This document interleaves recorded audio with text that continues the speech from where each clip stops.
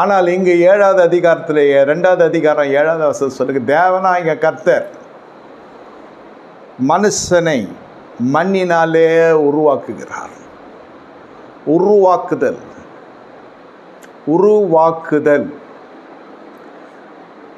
உருவாக்குறது வேறு, சிருஷ்டிக்கிறது வேறு. அதான் ஏசாயா 43:1 வாசிக்கிறோம்.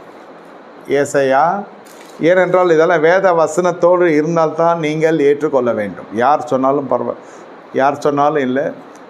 அதாவது சொல்லப்படுகிற கருத்து என்னவென்றால், வசனத்தின் அடிப்படையிலே வார்த்தை வர வேண்டும் என்பது தான். தேவ வார்த்தையின் அடிப்படையில் சத்தியங்கள் போதிக்கப்பட வேண்டும் என்ற நல்லெண்ணத்தில் நான் சொல்லுகிறேன். ஏசாயா 43:1 என்ன சொல்லுகிறது?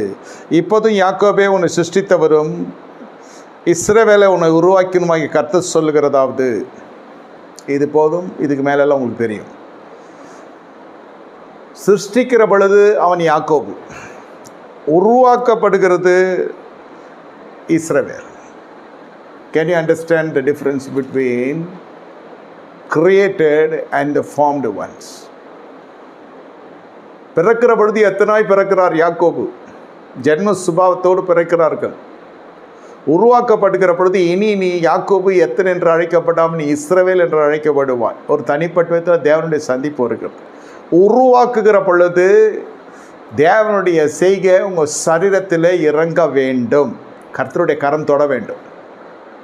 நோய்க்காக தொடுகிறது என்பதெல்லாம் உங்களுடைய தனிப்பட்ட காரியம். நான் அது தலையிடல. நோய் இருந்தாலும் இல்லாவிட்டாலும் என் தேவனுடைய கரம் உங்களுடைய சரீரத்தில் இறங்க வேண்டும்.